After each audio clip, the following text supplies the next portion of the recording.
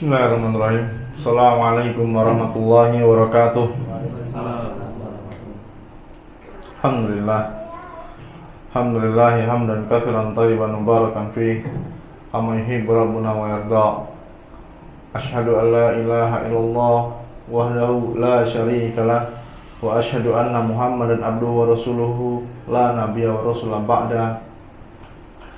Allah Subhanahu wa taala berfirman, Ya ayyuhalladzina amanu taqullaha haqqa tuqatih wa la tamutunna illa wa antum muslimun.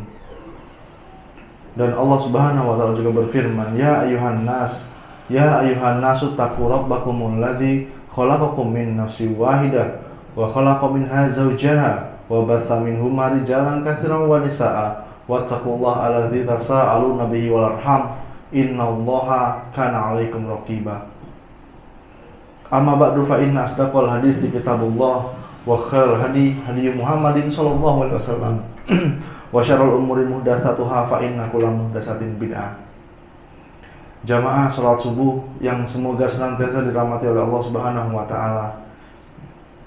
Di kesempatan pagi hari yang penuh dengan keberkahan ini, kita bersyukur kepada Allah Subhanahu wa taala dengan syukur yang banyak. Karena terlalu banyak nikmat yang Allah Subhanahu wa taala berikan kepada kita tanpa kita sadari. Kalaupun kita luangkan waktu kita untuk menghitung nikmat-nikmat yang Allah berikan, maka kita tidak akan mampu. Seperti yang dikatakan oleh Allah Subhanahu wa taala, "Wa in ta'udu nikmatallahi la tuhsuha." Kalau kamu menghitung nikmat-nikmat Allah yang Allah berikan, la tuhsuha, kau tidak akan mampu.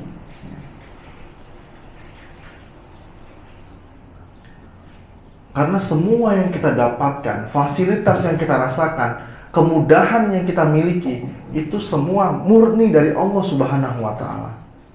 Murni dari Allah Subhanahu wa taala, bukan karena kita hebat, ikhwan. Bukan karena kita pintar. Tapi itu semua karena Allah Subhanahu wa taala. Dan jangan dikira itu bukan ujian. Itu bukan cobaan. Karena setiap kita itu pasti diuji. Setiap kita itu pasti diuji dengan berbagai macam cobaan. Baik itu berupa kesusahan maupun kesenangan. Kalau ada orang yang terlihat bahagia tanpa dia mengenal Allah Subhanahu wa taala, maka dia ini adalah orang-orang yang tertipu. Dia tidak mempelajari agama Islam. Dia tidak mengenal sunnah Nabi Muhammad SAW. Tapi kehidupannya terlihat bahagia.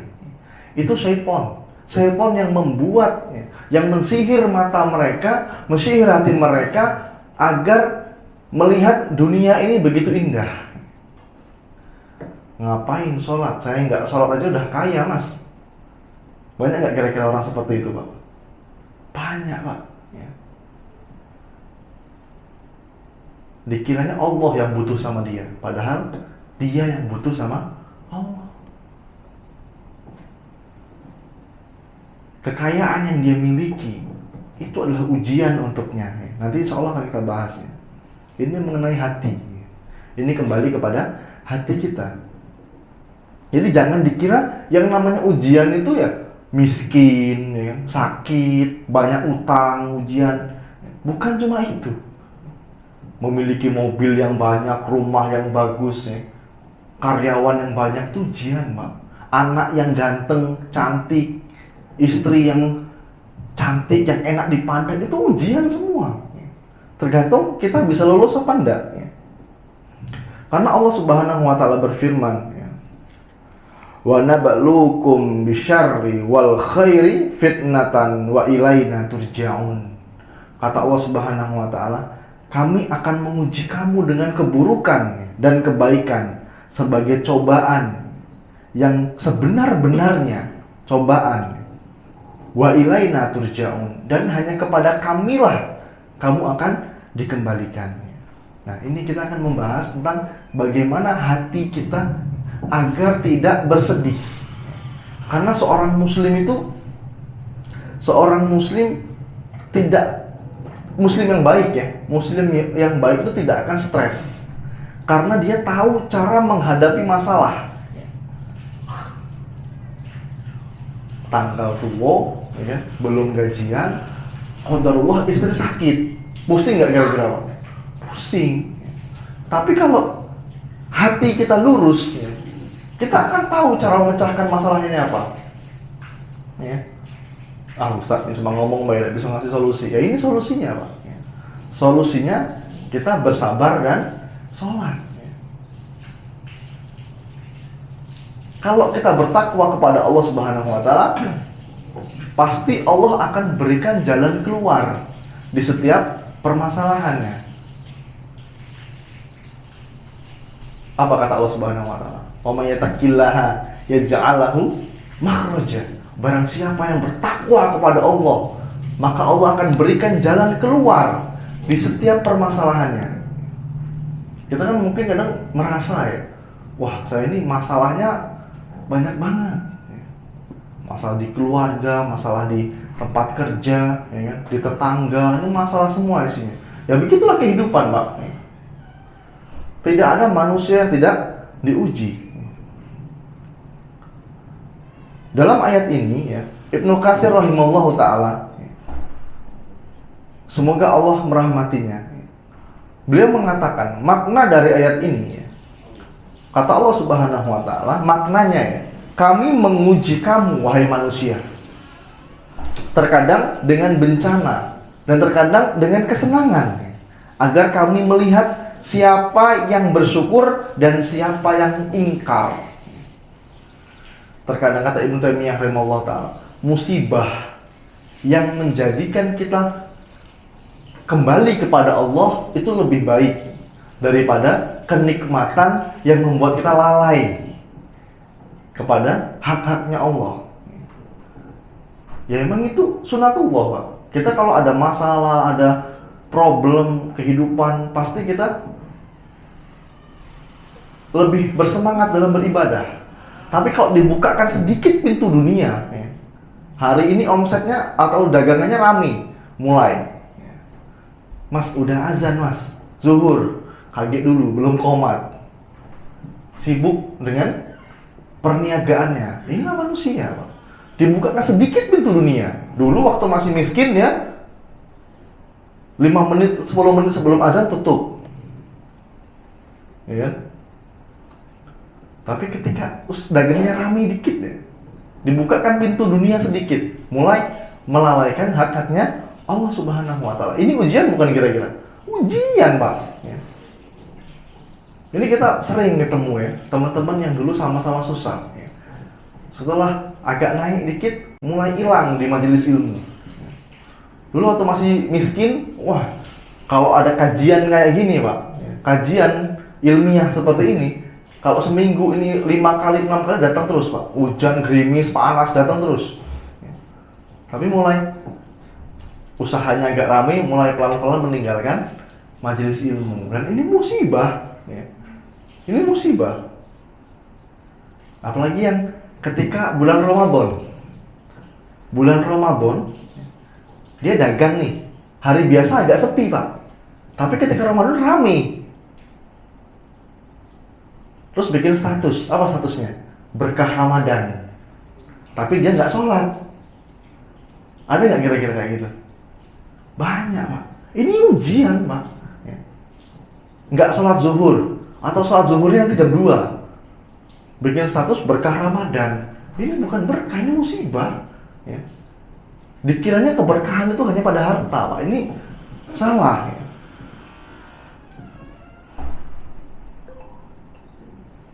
Jadi ketika kita diberikan musibah oleh Allah Subhanahu wa Ta'ala, ya, kita akan dilihat apakah bersyukur ataukah ingkar. Karena ilmunya Allah Subhanahu wa Ta'ala itu tinggi, luas, ya. Dan Allah itu maha memberikan hikmah. Pasti ada sesuatu, ya, hikmah, kebaikan dari setiap yang kita dapatkan, entah itu musibah, entah itu kebaikan. Dan kita diperintahkan untuk berpegang teguh dengan agamanya Allah Subhanahu wa taala.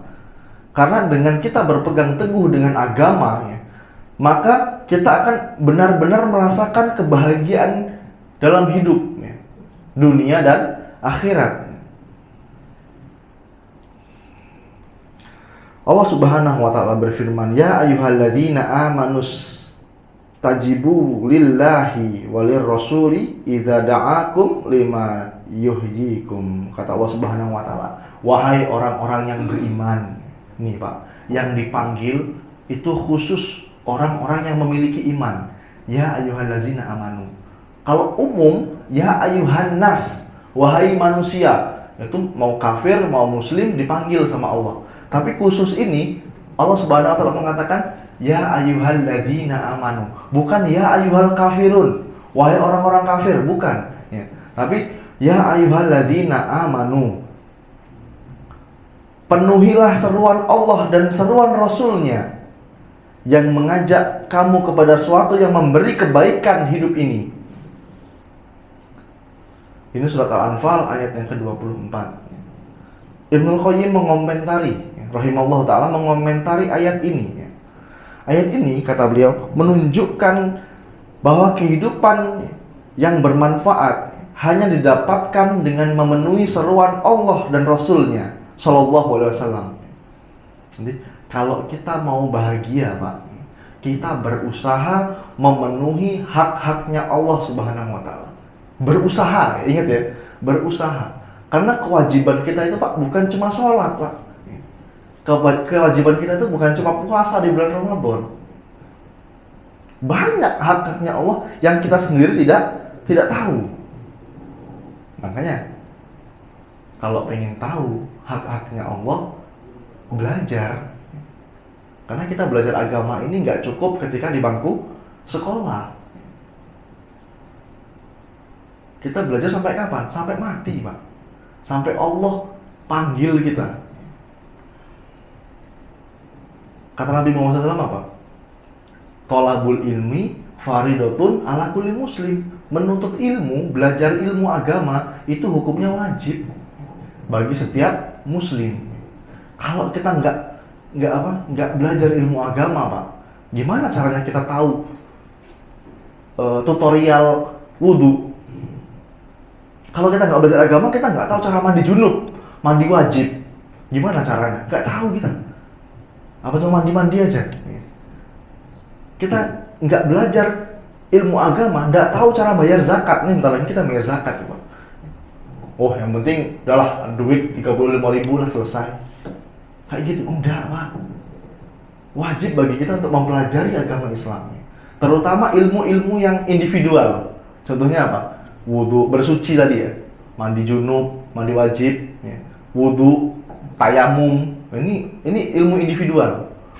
Yang fardu ain, yang dia harus. Kalau fardu kifayah, ini ilmu yang ketika orang lain sudah mempelajari, dia nggak berkewajiban.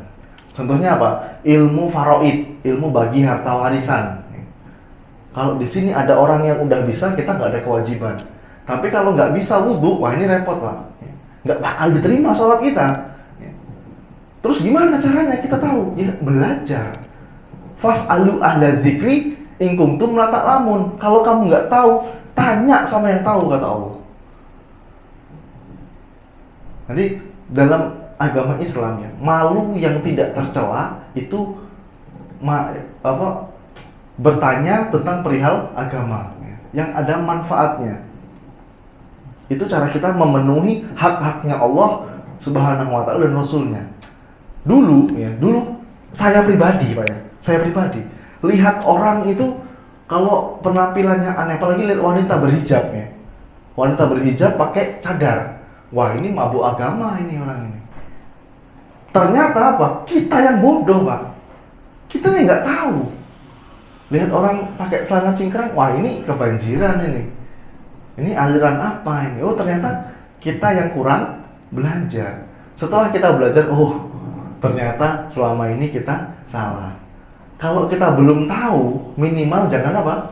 Mencela. Ngatain, wah jenggotan kayak kambing. Waduh, ini kurang tepat, Pak. Ini kurang tepat. Kalau kita nggak tahu, minimal jangan mencela. Kalau kita belum bisa melakukan ya, belum bisa melakukan. Wah, aku udah disuruh se-ekstrim itu. Se-ekstrim itu katanya. Padahal ini Muslim pada umumnya. Kita pernah berangkat sholat ke masjid, kau nih soleh nian sekarang, alim nian sekarang. Berangkat ke masjid itu dikira orang alim. Padahal apa? Berangkat ke masjid itu kewajiban setiap Muslim untuk laki-laki ya. Kalau wanita itu di rumah. Ini karena apa? Asal mulai tadi apa? Karena kita tidak belajar. Kalau kita belajar, oh ya ini normalnya seorang Muslim ya seperti ini. Azan, berangkat ke masjid, habis itu mulai beraktivitas lagi. Pak Ustadz, apa harus kita ini dari pagi sampai sore ke masjid terus? Enggak. Allah tidak memuji orang yang 24 jam ke masjid. Allah juga tidak memuji orang yang 24 jam nyari dunia terus. Tapi apa? Allah Subhanahu wa Ta'ala suka dengan orang yang ketika dia bekerja, masuk waktunya ibadah, dia tinggalkan pekerjaannya. Nah ini Pak. Apalagi ini sering kita ulangi, teman-teman yang dimudahkan oleh Allah Subhanahu wa Ta'ala punya pekerjaan yang tidak mengganggu ibadah. Wah, ini luar biasa, kenikmatan Pak. Bisa sholat Jumat, bisa sholat berjamaah, boleh sholat duha, ya kan? Boleh membaca Al-Quran. Ini nikmat Pak. Walaupun gajinya standar lah, atau di bawah standar dikit lah. Tapi kita dimudahkan untuk beribadah, ini sebuah kenikmatan. Karena rupiah yang kita hasilkan tidak akan mampu menggantikan satu rakaat yang kita tinggalkan, Pak. Ingat ya, tidak akan pernah mampu, Pak. Meninggalkan satu rakaat yang menggantikan satu rakaat yang kita tinggalkan. Ini ujian juga, Pak. Dibukakan pintu dunia itu termasuk ujian. Dan Allah Subhanahu wa Ta'ala berfirman, Man amila solihan min zakari wa unsa au unsa wa huwa mu'min falanuhyiyannahu hayatan thayyibatan wa lanajziyannahum ajrahum bi ahsani ma kanu ya'malun. Kata Allah Subhanahu wa Ta'ala, barang siapa yang mengerjakan amal solih, barang siapa yang mengerjakan amal solih, laki-laki atau perempuan, dalam keadaan beriman. Ingat ya, dalam keadaan beriman. Syaratnya dia harus beriman. Maka sungguh akan kami berikan kepadanya kehidupan yang baik di dunia. Dan sesungguhnya akan kami berikan balasan kepada mereka di akhirat ya, dengan pahala yang lebih baik dari apa yang telah mereka kerjakan. Pak, kalau tujuan hidup kita, prioritas kita hidup itu agama, Allah akan bukakan pintu dunia. Tapi kalau tujuan kita hidup kita dunia terus, Allah akan cerai beraikan urusan kita. Ini konsep hidup, Pak. Pernah nggak kita merasa, wah, dalam pekerjaan ini masalah terus? Yang apalagi yang punya usaha ya, yang punya bisnis, ini masalah terus, Pak.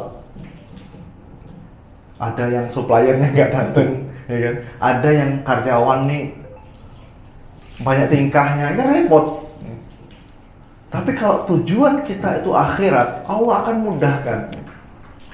Tapi kalau tujuan kita ini dunia terus, ya, Allah akan cerai beraikan urusannya. Apalagi yang kerja sebagai karyawan, diniatkan saya bekerja untuk ibadah, untuk menafkahi anak istri, ini kewajiban saya. Maka Allah akan mudahkan. Tapi kalau dia niatnya, oh ya nggak apalah kerja daripada nganggur, ini beda niatnya, Pak. Kaidahnya apa? Innamal a'malu binniyat. Amalan itu tergantung dengan niatnya. Kalau dia beriman, ya, laki-laki atau perempuan, dia mengerjakan amal solih dan dia beriman, Allah akan berikan kehidupan yang baik. Ya. Allah akan berikan kehidupan yang baik di dunia dan balasan di akhirat dengan pahala yang lebih baik daripada yang dia kerjakan. Dan Allah Subhanahu wa taala berfirman dalam ayat lain, wa inistaghfiru rabbakum tsumma tubu ilallahi yumatti'kum mata'an hasanan ila ajalin musamma wa yu'ti kulla dzi fadlin fadlah. Kata Allah Subhanahu wa taala, dan hendaklah kamu meminta ampun kepada Rabbmu dan bertaubat kepadanya. Jika kamu mengerjakan ini, pasti Allah akan memberi kenikmatan yang baik kepadamu di dunia sampai kepada waktu yang telah ditentukan, dan dia akan memberikan kepada tiap-tiap orang yang mempunyai keutamaan, memberikan balasan di akhirat nanti kalau dia bertobat. Tobatnya aku, mas, kan aku nggak punya dosa, ngapain bertobat? Padahal Pak, semua kita ini berdosa. Kata Nabi Muhammad SAW apa? Kullu bani Adam khata'un wa khairu khata'ina tawabun. Semua manusia ini pendosa semua. Wa khairu khata'ina tawabun. Dan sebaik-baiknya pendosa itu siapa? Yang bertaubat. Manusia melakukan dosa itu seperti manusia yang haus, manusia yang lapar. Ya, ini sudah sunatullah, sudah hukum alam. Bahwa manusia ini hukum asalnya dia pendosa. Semua pendosa. Tapi yang paling baik itu adalah manusia yang bertaubat. Dan dalam ayat ini Allah Subhanahu wa taala menyebutkan bahwa dia akan memberikan balasan bagi orang yang berbuat baiknya dengan balasan dunia dan akhirat. Karena apa? Kita pendosa, kita bertaubat kepada Allah, kita dikasih dunia sama dikasih akhirat. Tapi ingat Pak, Allah kasih dunia itu bukan Allah langsung kasih harta sama kita, Allah langsung kasih kaya ke kita, bukan. Dulu dia bekerja dalam pekerjaan yang haram, nyari duit 5 juta sehari itu mudah Pak, mudah banget.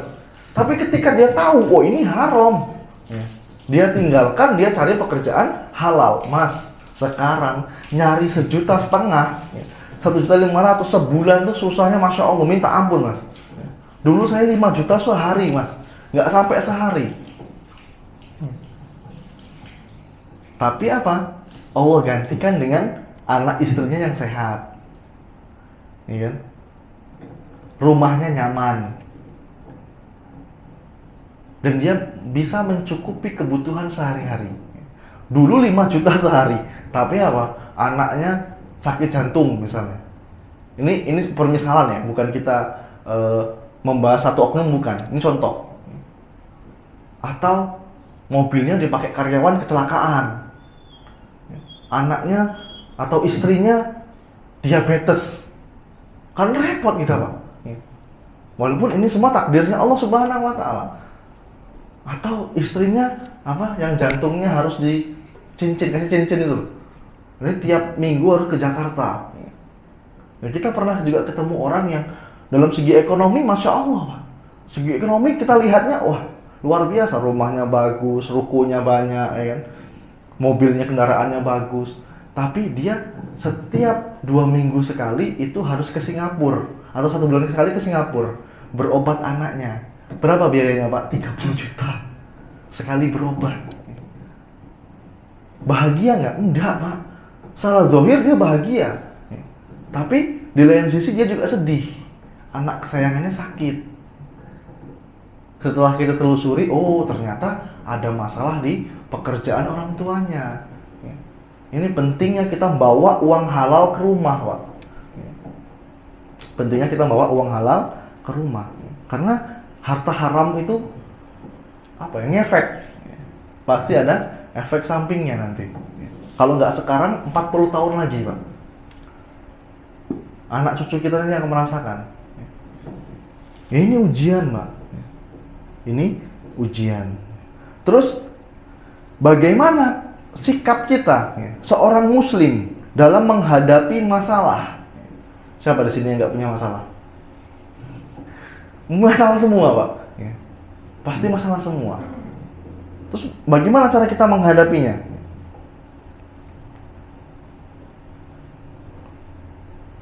Dikarenakan kita seorang mukmin itu diwajibkan untuk bertakwa kepada Allah Subhanahu wa taala, dia akan memiliki kebahagiaan yang sebenar-benarnya kebahagiaan dalam hatinya.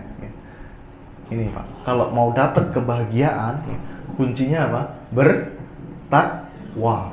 Apa itu takwa? Gampangannya, mengerjakan apa yang Allah perintahkan, mengerjakan apa yang Allah dan Rasulnya perintahkan, dan berusaha menjauhi apa yang Allah larang. Karena menjauhi apa yang Allah larang itu lebih sulit, Pak, daripada mengerjakan kewajiban. Contohnya apa? Kita ke masjid, ini kewajiban kan? Mudah bagi kita. Apalagi momen-momen Ramadan kayak gini, habis sahur ngapain tidur lagi? Bukan lagi ke masjid, ya kan?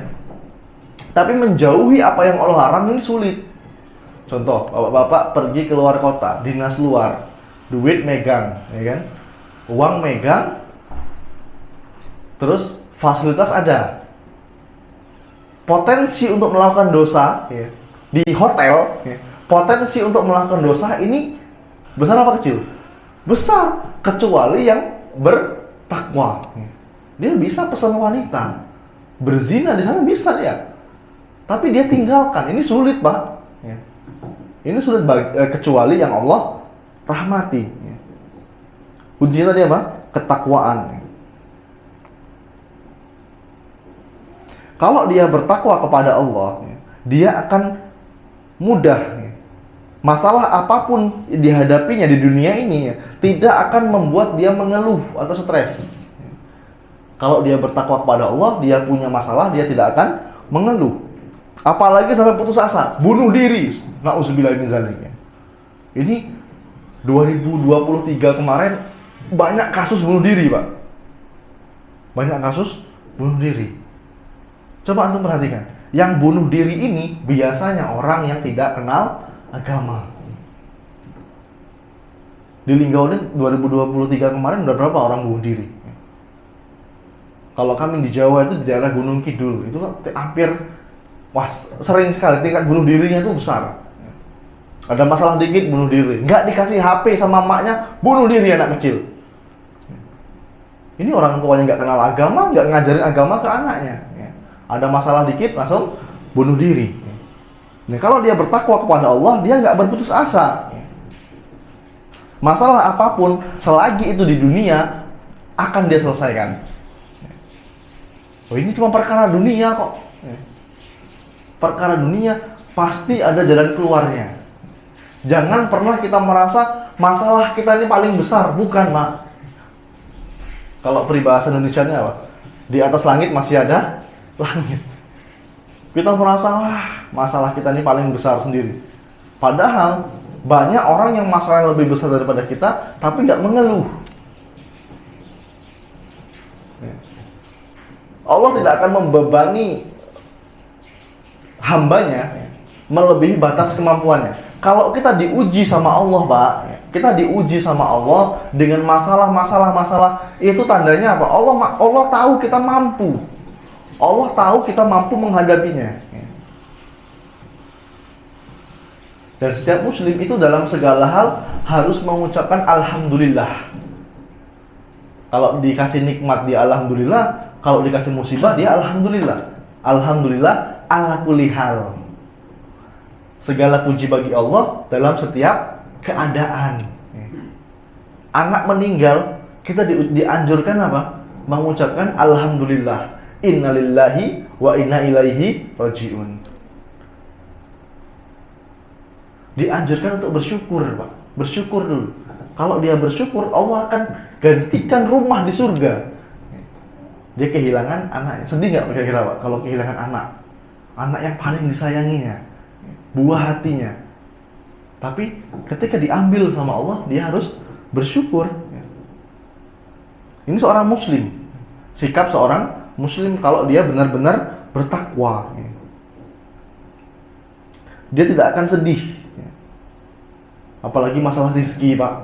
Masalah rezeki ini jangan bersedih, Pak. Kita laki-laki nih, tugas kita apa? Keluar rumah, cari, ya kalau bahasa linggaunya, cari loka. Selagi itu halal, kerjakan. Ini seorang muslim. Ngapain tak khawatir masalah rezeki? Surga neraka kita yang belum jelas, Pak. Amalan kita nih diterima apa enggak sama Allah? Ini yang wajib kita khawatirkan, bukan masalah rezeki. Wah, saya nih udah kerja bertahun-tahun di perusahaan ini, gajinya segini-gini aja. Berarti Allah tahu kebutuhan kamu segitu.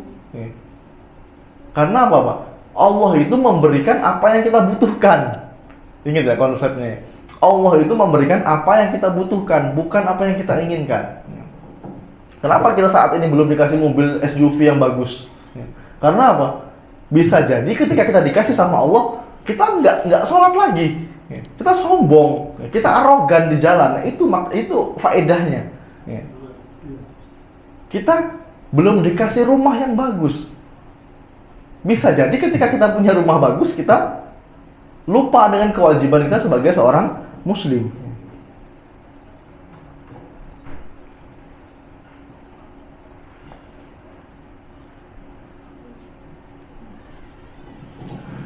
Dan setiap kita, bapak-bapak dan ibu-ibu yang dirahmati Allah Subhanahu wa taala, setiap kita itu pasti diuji. Dan hikmahnya apa? Hikmah dari ujian kita.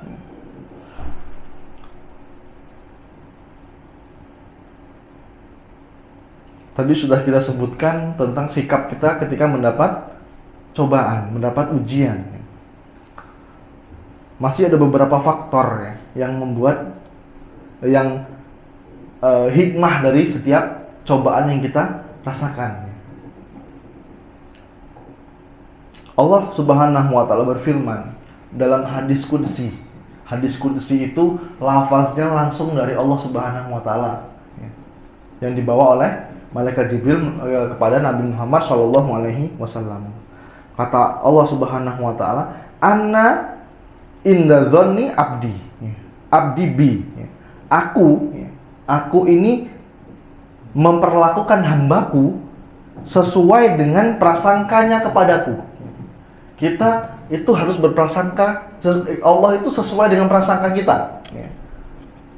Oh, Allah dikasih ujian sama aku, berarti Allah nggak sayang sama aku. Ya, itu sesuai dengan apa yang dia prasangkakan. Ini maknanya. Allah memperlakukan seorang hamba sesuai dengan prasangka hamba tersebut kepadanya. Dan dia akan berbuat pada hambanya sesuai dengan harapan baik atau harapan buruk. Wah, aku pasti masuk surga. Dia yakin. Dia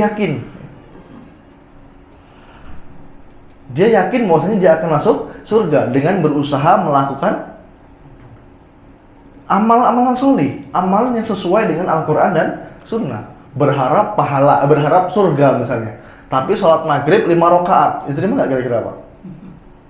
Kan bagus sholat. Sholat zuhur jam 11 siang, diterima nggak kira-kira? Ini mau mendapat surga? Ya nggak bisa, Pak. Harus sesuai dengan Al-Quran dan Sunnah. Terus kalau kita mendapat ujian, mendapat cobaan, entah itu orang tua sakit, masalah ekonomi, istri membangkang, ya kan? Apalagi banyak ujian cobaan kita ya. Hikmahnya apa? Di antara hikmahnya, yang pertama, Allah Subhanahu wa taala menjadikan musibah dan cobaan yang kita rasakan itu sebagai pembersih untuk mengeluarkan semua kotoran dan penyakit hati yang ada pada manusia tersebut. Ketika kita diterima musibah, itu untuk menghilangkan kotoran. Kalau kotoran itu tidak dibersihkan, dia akan celaka. Dosa-dosanya akan menumpuk. Atau minimal berkurang pahala dan derajatnya di sisi Allah Subhanahu wa taala. Jadi seorang muslim ketika diberikan cobaan, dia berprasangkanya seperti ini. Oh, ini untuk menghapus dosa. Selama 20 tahun dia hidup, diberikan kenikmatan terus sama Allah. Nggak pernah buntu, dia nggak merasakan token titit, nggak merasakan dia. Dunia dapat terus dia. Setelah 20 tahun, tahu pekerjaan yang dilakukannya haram. Kemudian dia bertobat, dia tinggalkan semua pekerjaan yang haram, dia beralih ke pekerjaan yang halal. Kemudian dia merasa susah, kayak tadi ngeluh. Susah nih sekarang nyari duit 1,5 juta susah nih. Padahal selama 20 tahun dia hidup enak. Baru diuji sama Allah setahun 2 tahun dia mulai ngeluh, ini kurang tepat. Atau selama ini sehat. Ada orang yang 60 tahun nggak pernah diinfus, nggak pernah merasakan sakit. Maksudnya sampai masuk rumah sakit ya. Terus dia masuk rumah sakit dan diinfus, dia ngeluh. Wah, sakitnya sudah lemak nih diinfus. Padahal selama ini dia dalam keadaan sehat. Kalau kita seorang muslim yang baik, ya kita akan berprasangka kepada Allah, cobaan yang kita dapatkan ini untuk menghapuskan dosa. Jadi seperti itu. Dan sekali lagi, jangan pernah merasa kita tuh paling berat ujiannya. Karena orang yang paling berat atau paling banyak ujiannya di sisi Allah Subhanahu wa taala yaitu para nabi dan rasul. Nabi ini ujiannya paling berat. Dibenci sama keluarganya, ya. Dilempar batu ketika berdakwah, dikatain orang gila. Ini nabi, Pak. Itu yang pertama. Yang kedua, Allah Subhanahu wa taala menjadikan musibah dan cobaan sebagai penyempurna penghambaan diri dan ketundukan kepada Allah Subhanahu wa taala. Karena Allah Subhanahu wa taala mencintai hambanya yang selalu taat beribadah. Taat beribadah dalam semua keadaan, susah ataupun senang. Ketika senang dia lupa, diuji baru dia kembali kepada Allah. Dia bertobat, dia istighfar, minta ampun terus ya. Dia tahu, oh istighfar ini akan mendatangkan rezeki. Dan istighfar terus. Kalau kasih lagi dunia, lupa lagi. Diberikan hikmah untuk memulai usaha baru, bisnis baru. Dikasih kenikmatan, lupa lagi. Nah, ini kurang tepat, Pak. Dan karena kita diperintahkan oleh Allah Subhanahu wa taala untuk beribadah dalam semua keadaan. Nabi Muhammad SAW beliau pernah bersabda yang artinya alangkah mengagumkan keadaan seorang mukmin. Mengagumkan kita ini, Pak. Kenapa? Karena semua keadaannya membawa kebaikan untuk dirinya. Dan ini hanya ada pada seorang mukmin. Ini hanya ada pada seorang mukmin. Jika dia mendapatkan kesenangan, dia akan bersyukur. Maka itu adalah kebaikan baginya. Dan jika dia ditimpa kesusahan, dia bersabar. Maka itu adalah kebaikan juga untuknya. Dikasih dunia dia bersyukur, dikasih cobaan dia bersabar. Dia nggak menyalahkan takdir. Dia nggak menyalahkan pihak ketiga. Anaknya meninggal nyalahkan dokter. Waduh, gimana ini? Padahal ini semua sudah ditetapkan oleh Allah Subhanahu wa taala. Tapi ada juga pertanyaan, kaya bersyukur atau miskin bersabar? Ini menjadi perdebatan di kalangan para ulama antara kaya bersyukur atau miskin bersabar. Tapi pendapat yang lebih kuat itu mengatakan orang kaya yang bersyukur. Karena kalau dia kaya, dia kan bisa mendatangkan manfaat yang banyak, Pak. Orang bertakwa yang takut kepada Allah, dia kaya. Karena hartanya ini akan membawa kepada kebaikan. Bangun sekolah gratis, makan gratis, apalagi berobat gratis. Ini misalnya contoh ya, bikin masjid, ya, membiayai seorang dai, ya. Atau ada anak yang berpotensi menghafal Quran atau dia hafalannya bagus, ya, menghafal hadis-hadis Nabi Muhammad SAW, ya. Dibiayai sampai selesai dia sekolah, kemudian dia berdakwah, ini pahalanya mengalir terus lah. Ya. Ini kalau orang kaya. Ya. Islam tidak mencela orang kaya, Pak. Ya. Sahabat Nabi Muhammad SAW itu banyak yang kaya. Ya. Dan semua hartanya bermanfaat kepada agama Islam.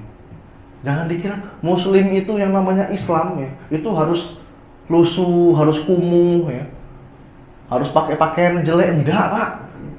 Seorang Muslim nggak boleh kayak gitu. Seorang Muslim harus tampil rapi, wangi, tampan untuk laki-laki ya. Keluar rumah itu pakai baju yang bagus, yang bersih. Bagus tidak harus mahal. Ingat ya. Wow, Ustaznya nyuruh pakai pakaian hedon. Enggak, Pak. Bagus tidak harus mahal. Kulit saya hitam, pakai baju harga 5 juta, tapi warnanya ungu misalnya, atau warnanya pink, cocok nggak? Nggak cocok, Pak.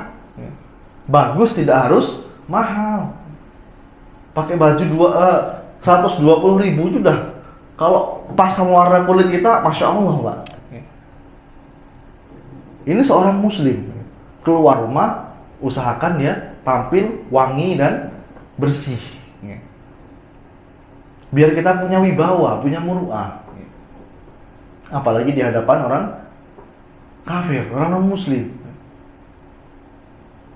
Kalaupun ada manusia atau seorang muslim yang dia berpakaian kotor, lusuh, ya ini oknum. Islam tidak mengajarkan seperti itu. Kalau mampunya dia beli kayak gitu gimana?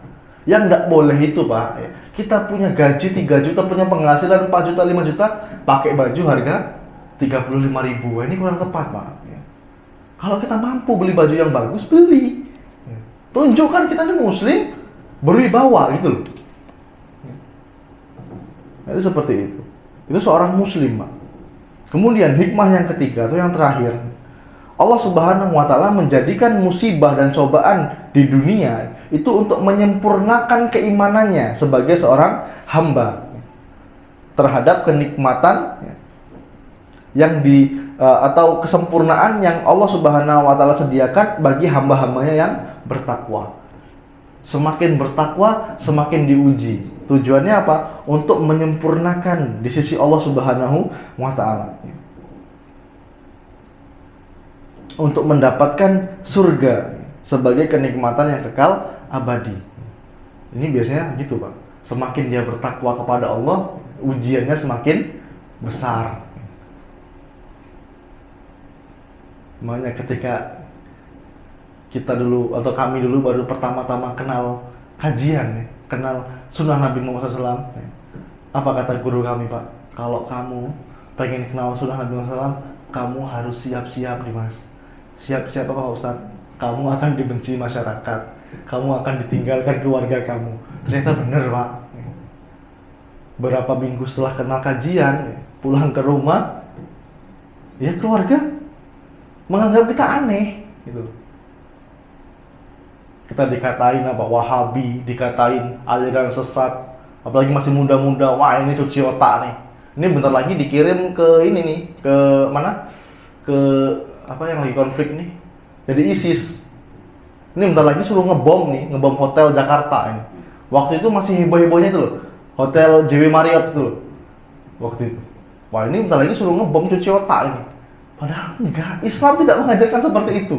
Ya. Kalau kita mau bertakwa kepada Allah, berusaha untuk bertakwa kepada Allah, kita pasti akan diuji. Dan kalau kita bersabar dan kita meyakini bahwa ini adalah dari Allah Subhanahu wa taala, ya, kita akan mendapatkan balasan yang baik. Wallahu a'lam bishawab. Yang mungkin hanya itu bisa saya sampaikan.